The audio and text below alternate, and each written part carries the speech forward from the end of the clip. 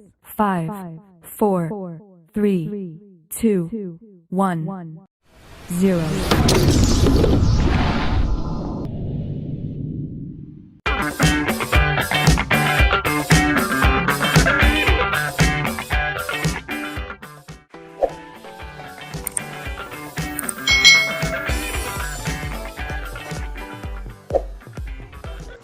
Hai, selamat datang di channel YouTube Kak Citra. Halo adik-adik semuanya, apa kabar nih kalian semua? Pasti dalam keadaan yang baik ya. Hari ini kita akan belajar bersama untuk mata pelajaran tematik kelas 6. Kita belajar di tema 2, persatuan dalam perbedaan, subtema 2, bekerja sama mencapai tujuan, pembelajaran yang pertama. Mari adik-adik kita belajar dengan penuh semangat. Setelah proklamasi kemerdekaan Indonesia 17 Agustus 1945, seharusnya bangsa Indonesia telah merdeka dan terbebas dari segala bentuk penindasan serta penjajahan. Namun, kenyataannya tidak demikian. Bangsa Indonesia masih perlu berjuang untuk mempertahankan kemerdekaan Indonesia. Mengapa ya adik-adik? Dan apa yang terjadi? Nah, ayo kita pelajari bersama-sama. Perjuangan mempertahankan kemerdekaan Indonesia. Setelah proklamasi kemerdekaan Indonesia 17 Agustus 1945, bangsa Indonesia ternyata masih terus berjuang mempertahankan kemerdekaan Indonesia dari gangguan bangsa asing yang datang, seperti dari pemerintahan Belanda. Pasukan Belanda kembali datang ke tanah air. Kedatangan ini disambut dengan berbagai bentuk perlawanan oleh bangsa Indonesia. Sehingga sejak tahun 1945 sampai 1950 terjadi berbagai macam pertempuran di berbagai daerah antara pihak Indonesia dengan pihak Belanda yang dibantu oleh pasukan Inggris. Nah, ini yang terjadi setelah proklamasi kemerdekaan. Ternyata perjuangan bangsa Indonesia belum selesai adik-adik.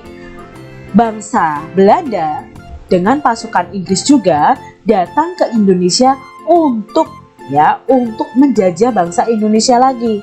Tapi di sini rakyat Indonesia atau bangsa Indonesia melakukan perlawanan.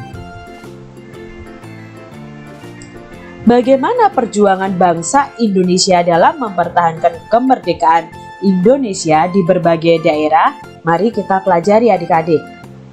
Nah, yang pertama adalah pertempuran Surabaya. Ini pertempuran yang terjadi di kota Surabaya adik-adik.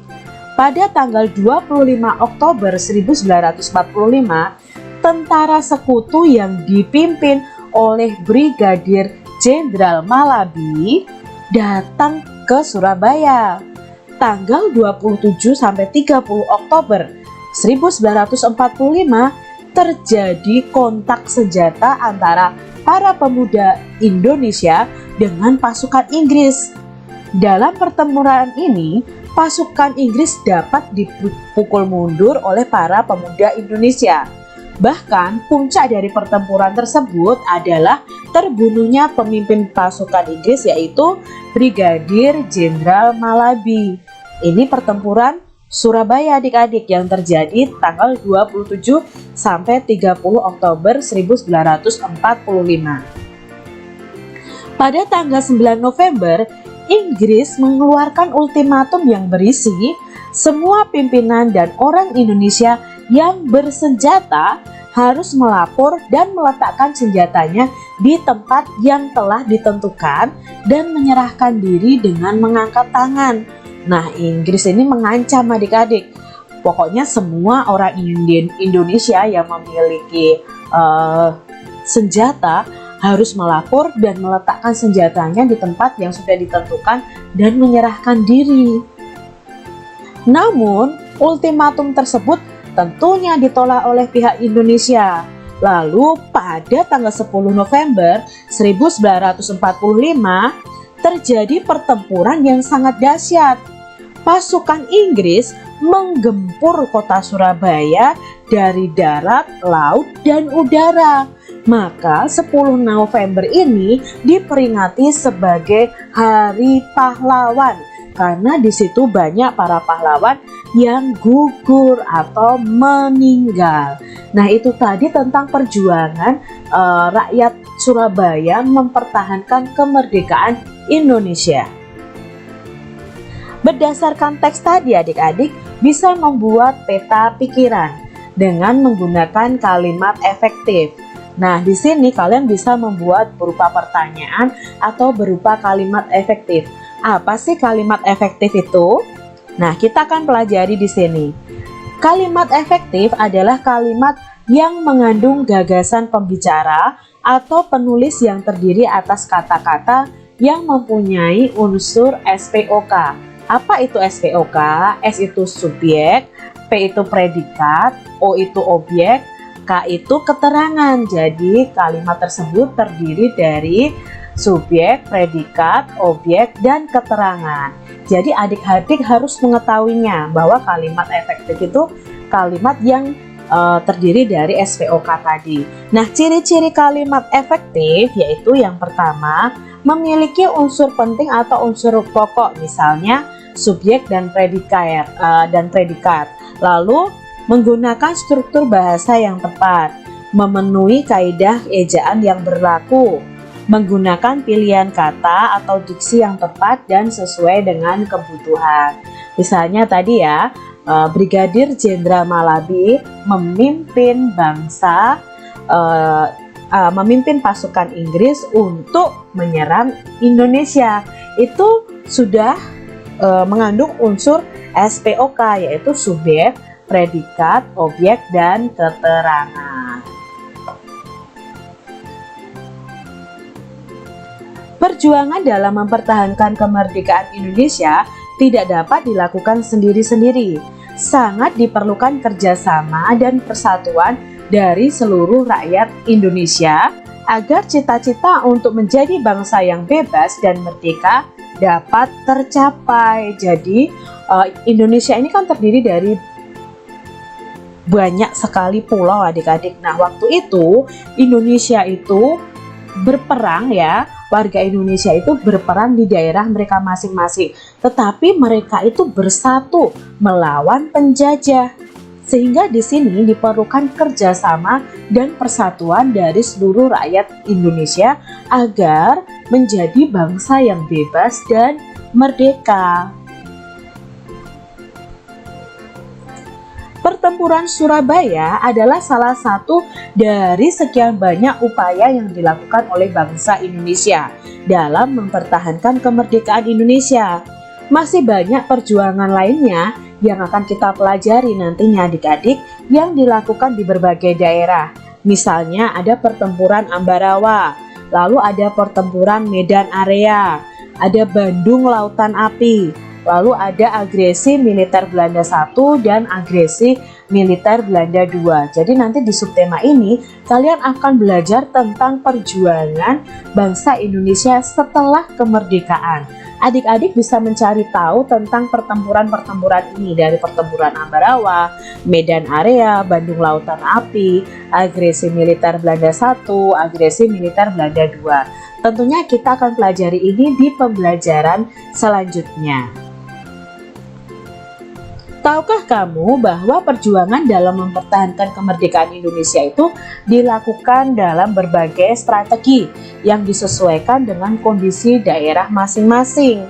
Jadi adik-adik, karena kondisi daerah Indonesia itu kaya akan sumber daya alam ya adik-adik, kaya akan hutan.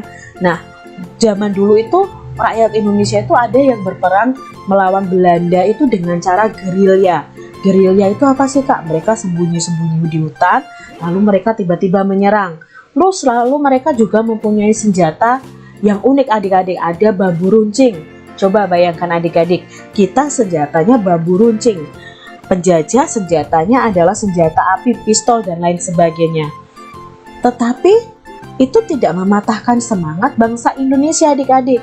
Sampai akhirnya bangsa Indonesia bisa memenangkan dan memerdekakan bangsa Indonesia. Selain itu, persatuan dan kesatuan di sini merupakan hal yang sangat penting dalam mempertahankan kemerdekaan dan keutuhan Negara Kesatuan Republik Indonesia.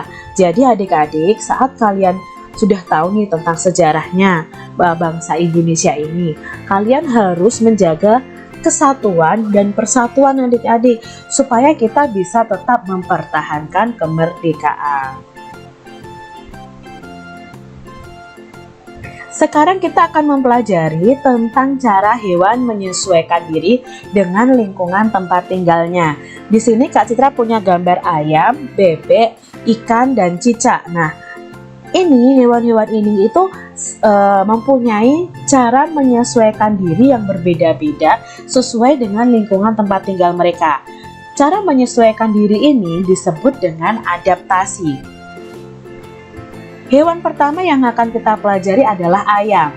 Nah, ciri-ciri hewan ayam itu mempunyai kaki berjumlah 2. Masing-masing kaki memiliki jari umumnya itu sebanyak 5 adik-adik. 3 di antara jari pada kaki dilengkapi cakar yang fungsinya itu untuk mengais makanan, juga untuk perlindungan diri. Sekujur tubuh ayam kecuali bagian bawah kaki itu ditutupi oleh bulu. Hewan ayam memiliki jengger. Ayam termasuk kelompok unggas, memiliki sayap namun tidak digunakan untuk terbang, memiliki paruh untuk mematuk. Ayam berkembang biak dengan bertelur. Ukuran dan warnanya berbeda-beda atau bervariasi. Ini adalah ciri hewan ayam. Lalu habitat atau tempat tinggalnya adalah sebagai berikut. Nah, biasanya tinggal di lingkungan alami daratan, contohnya hutan. Di lingkungan daratan buatan, contohnya halaman rumah, lingkungan pertanian, kebun, peternakan, dan lain sebagainya. Ini tadi ciri hewan ayam dan habitatnya. Hewan berikutnya yang kita pelajari adalah bebek. Nah, apa ya ciri-ciri bebek ini? Bebek ini memiliki paruh berbentuk sudu adik-adik, supaya memudahkan untuk mencari makan di lumpur. Memiliki kaki yang lebar dan berselaput. Nah, ini adik-adik, mengapa bebek itu tidak tenggelam saat masuk ke dalam lumpur? Karena memiliki kaki yang lebar dan berselaput. Bernafas dengan paru-paru, berkembang biak dengan cara bertelur. Ini juga termasuk kelompok unggas seperti ayam tadi. Lalu memiliki tulang belakang. Sekarang ciri-ciri habitat atau tempatnya, tempat tinggalnya ya, tempat hidupnya. Nah, biasanya hidup di daratan dan perairan seperti danau, kolam, dan rawa. Ini adalah ciri hewan bebek dan habitatnya. Hewan yang ketiga adalah ikan. Nah, kita akan cari tahu ya ciri-ciri ikan ini. Memiliki sisik dan lendir, memiliki sirip adik-adik ya, memiliki sirip di tubuhnya. Lalu bernafasnya dengan insang, karena termasuk hewan yang hidup di air, bernafasnya itu dengan insang. Ini hewan termasuk hewan yang berdarah dingin. Ciri-ciri habitat atau tempat tinggalnya adalah biasanya di perairan ataupun di lumpur. Ada ikan yang hidupnya di lumpur ya, seperti ikan lele dan lain sebagainya. Hewan yang berikutnya yang kita pelajari adalah cecak atau cicak ya. Nah, ciri-ciri hewan ini adalah hewan melata, memiliki kulit yang bersisik. Nah, memiliki ekor yang panjang dan dapat putus adik-adik.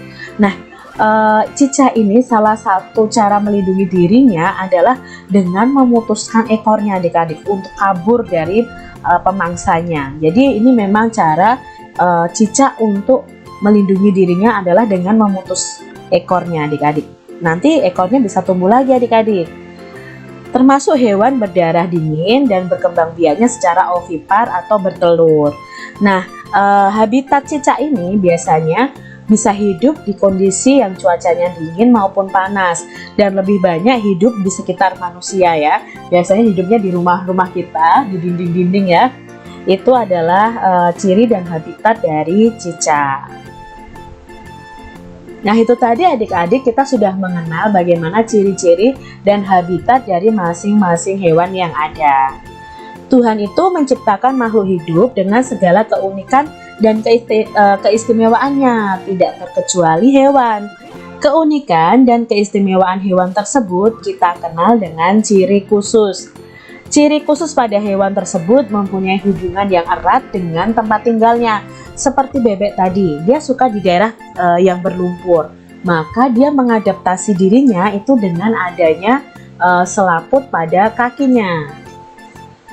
Misalnya ikan itu memiliki insang untuk bernafas di dalam air. Cicak memiliki perekat pada kakinya untuk dapat menempel di dinding. Dan bebek memiliki selaput pada kakinya agar dapat berenang di air dan tidak tenggelam dalam lumpur. Kita baca nih, ada bacaan tentang bebek. Bebek memiliki ciri khusus yang disesuaikan dengan tempat tinggalnya.